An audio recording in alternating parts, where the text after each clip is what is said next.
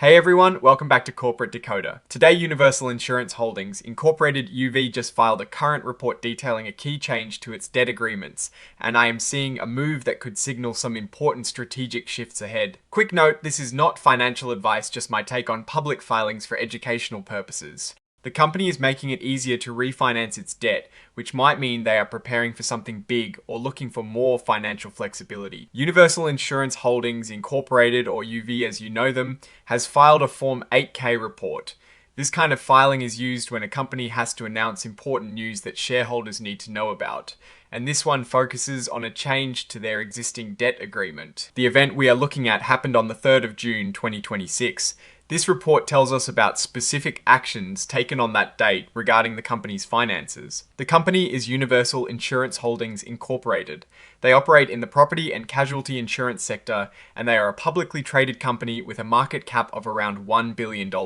They have about 929 employees. Recent headlines show investor interest is there, with many analysts asking if it is a good time to buy. Some recent good news from May is that their insurance subsidiaries have secured their reinsurance program for the upcoming year, which is pretty standard business but always good to have in place. Their common stock is traded on the New York Stock Exchange under the ticker symbol UVE. So, what exactly happened on the 3rd of June 2026? Universal Insurance Holdings Incorporated entered into what is called a first supplemental indenture. Think of an indenture as the contract for a bond, and this supplemental indenture is an amendment to that original contract. It's all about their 5.625% senior unsecured notes that are due in 2026.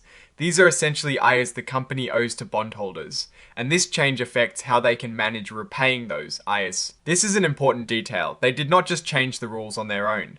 They got the approval from most of the people who hold these notes, meaning the bondholders agreed to the changes. This is a good sign because it suggests the amendments are not seen as overly detrimental by those who lent the company money. So, what are the key changes? First, they have shortened the time they need to give notice before they can pay back these notes early. Before, they had to give at least 30 days notice. Now, they only need to give a minimum of 5 days notice. This gives the company a lot more flexibility. If they suddenly have a lot of cash or find a better way to finance things, they can act much faster. The second big change allows them to issue conditional redemption notices.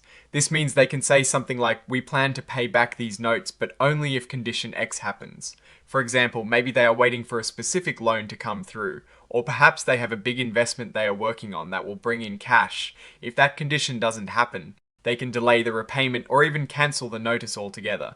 This is a really powerful tool for managing cash flow and financial operations, especially if they are planning a major move. The company states these changes are meant to give them more flexibility. This is the core reason behind this filing.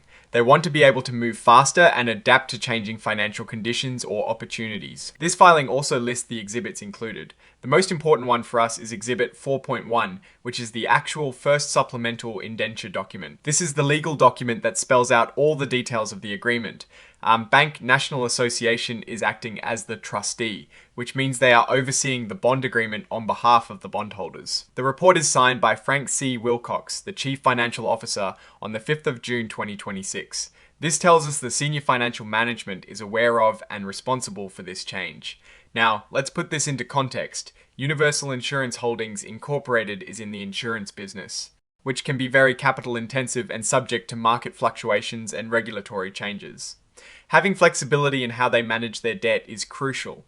Think about it this way. If a company has a lot of debt and it has to pay it back on a fixed schedule or give very long notice for changes, it can be like trying to turn a giant ship very slowly. But if they can adjust their repayment plans quickly, especially with conditional notices, it is like having a sports car that can take sharp turns. This gives them options if interest rates change, if they want to pursue an acquisition, or if they need to raise new capital. This move is particularly interesting given the current market conditions. Institutional investors like BlackRock and Vanguard hold significant stakes in UVE, showing confidence in the company's stability and future prospects. However, any significant corporate action like this always warrants a closer look. The fact that bondholders approved this suggests the company isn't in immediate distress and is proactively managing its financial structure. It's less a sign of panic and more a sign of strategic planning. What is the story here? Universal Insurance Holdings Incorporated is positioning itself for greater financial agility. This could be to take advantage of future opportunities, navigate potential economic headwinds, or simply to operate more efficiently. It is a move designed to give management more control over their balance sheet. The key risk I am watching is related to what UVE plans to do with this new flexibility. Will they use it to aggressively expand? Perhaps through acquisitions or to optimize their existing operations. Without knowing their specific plans, this flexibility is a double-edged sword. It's great to have options, but it's also important to ensure those options are used wisely. What I'm actually looking for is further news about their strategic initiatives that leverage this newfound financial maneuverability.